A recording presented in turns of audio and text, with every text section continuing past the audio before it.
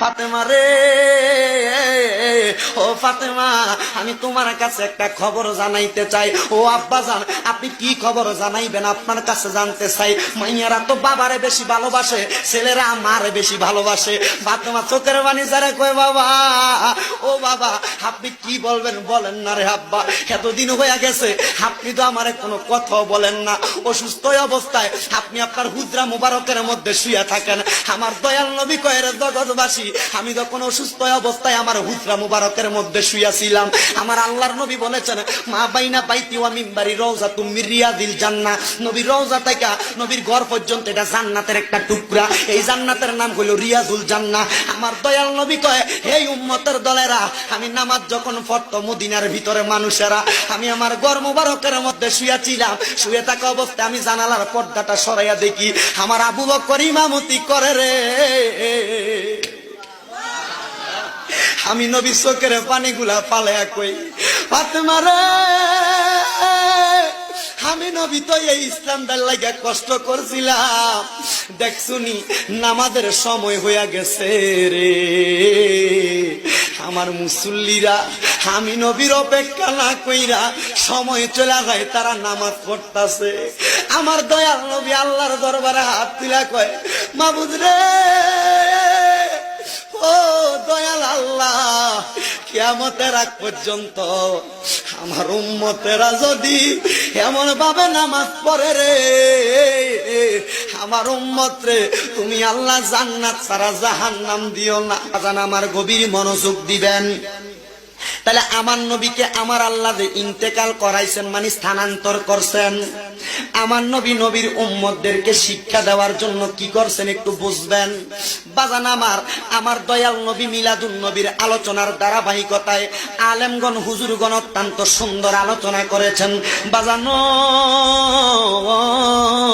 কিন্তু যখন আমার দয়াল নবী এখনো আগমন করে নাই, নবী আমার আগমন করার পূর্বে হযরতে আম্মাদান আয়েশা সিদ্দিকা, আম্মাদান আয়েশা সিদ্দিকা রাদিয়াল্লাহু তাআলা আনহা, ওই মদিনার কামলিওয়ালা দয়াল নবী রাহমাতাল লিল আলামিন নবীর কলিজার টুকরা স্ত্রী আম্মাদান আয়েশা সিদ্দিকা থেকে হাদিস বর্ণিত, আল্লাহ পাকের একজন বান্দা ওই জায়গার মধ্যে বসবাসরত অবস্থায় আমার দয়াল নবী রাহমাতাল লিল আলামিন নবীর আগমনের আগে বাইহাকি ইসহাক হাকাম রাহমাতুল্লাহ আলাইহি উনি বলতেছেন, মক্কা নগরীটা ছিল একবারে খারাপ অবস্থা, মক্কা নগরীর অবস্থা বেশি ভালো অবস্থা ছিল না। আমার দয়াল নবী আগমন করার পূর্বে ওই মক্কা নগরী মানে নবীদের বাড়ি মুবারক, তার সামনে নবীর হুজরা মুবারক, ঘর মুবারকের সামনে একটা ইহুদি বসবাস করত। ওই ইহুদিরা ওই জায়গায় থাইকা ব্যবসা বাণিজ্য করত, কাজকর্ম করত এবং তার মাল সামান গুলা মক্কা নগরীর মধ্যে বিক্রি করত।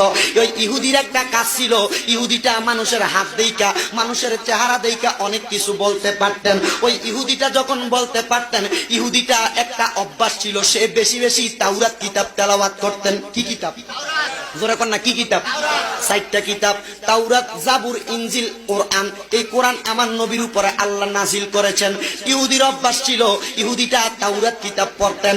ইহুদিটা যখন তাওরাত কিতাব পড়তেন রে, তাওরাত কিতাব পড়তে পড়তে পড়তে পড়তে পড়তে পড়তে উনি তাওরাত কিতাবের এক অংশের মধ্যে পাইলেন, তাওরাত কিতাবের মধ্যে লেখা আছে কুরাইশ বংশ নামক একটা বংশ আছে, ওই বংশের মধ্যে অনেক মানুষ বসবাস করে। কিন্তু আমার আল্লাহ পাক রব্বুল আলামিন আখিরি জামানার মধ্যে হযরতে খাজা আব্দুল্লাহর ঘরের মধ্যে, হযরতে মা আমেনার রেহমানি এই কুল মুবারকের মধ্যে আমার আল্লাহ পাক রব্বুল আলামিনের ইসলামটাকে পরিপূর্ণ করার জন্য এমন একজন নবী পাঠাইবো, যেই নবীটা হবে রাহমাতাল লিল আলামিন। সুবহানাল্লাহ।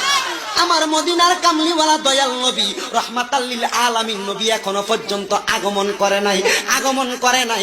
ওই ইহুদি লোকটা ওই জায়গার মধ্যে বসে থাকা অবস্থায় ব্যবসা বাণিজ্য করে, দোকানপাটে অনেক মানুষই তো আগমন করে। অনেক মানুষের মধ্যে কুরাইশ বংশীয় লোকগুলারে 12ই রবিউল আউয়াল সোমবার দিন আসার আগের দিন রবিবার রাত্রবেলা ওই ইহুদি লোকটা কুরাইশ বংশের মানুষে ডাক দিয়া কয়, কুরাইশ বংশের মানুষেরা রে, ও ও কুরাইশ বংশের মানুষেরা, তোমরা কি একটা খবর জানোনি? বলে কি খবর? আজকে কি তোমাদের বংশে এমন কোন মানুষ আসছে, এমন কোন সন্তান জন্মগ্রহণ করছে?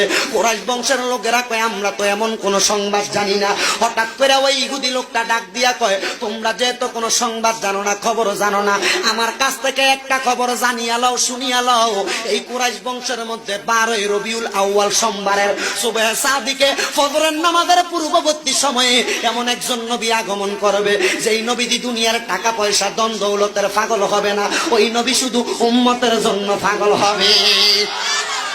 আমার দয়াল নবী রহমাতাল লিল আলামিন নবীর আগমনের খবরটা ওই ইহুদি লোকটা কেমনে মুসলমান কুরাইশ বংশের কাছে দেয়? ডাক দিয়া কই, কুরাইশ বংশের মানুষরা রে, ও কুরাইশ বংশের মানুষ, তোমরা কি ওই নবীকে দেখছনি? বলে না, দেখি নাই। ওই নবীকে চিনতে চাওনি? বলে হ্যাঁ চিনতে চাই।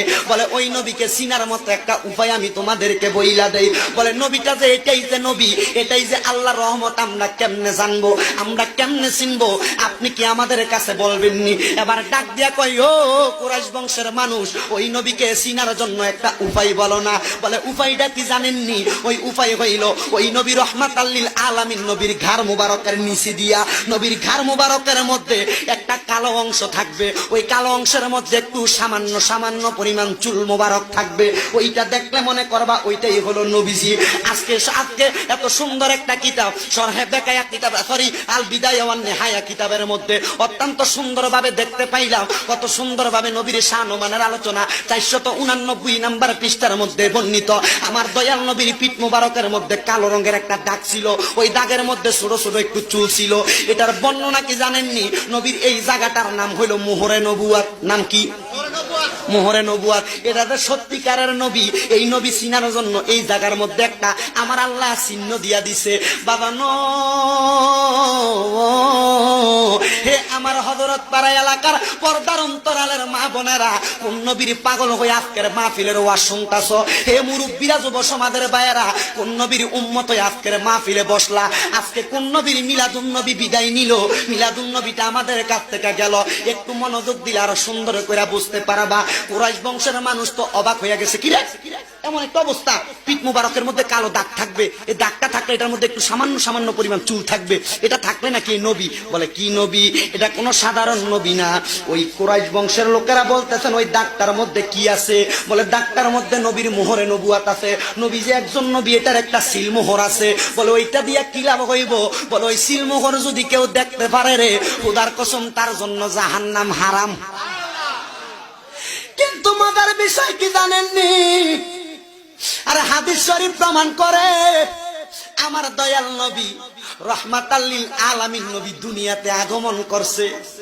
দুনিয়ার সন্তান আগমন করলে, দুনিয়াতে আগমন করলে সন্তানের মাথা আগে বাহির হয়, কিন্তু আমার নবীর মাথা মুবারক বাহির হয় নাই। কারণ উনি তো নবী।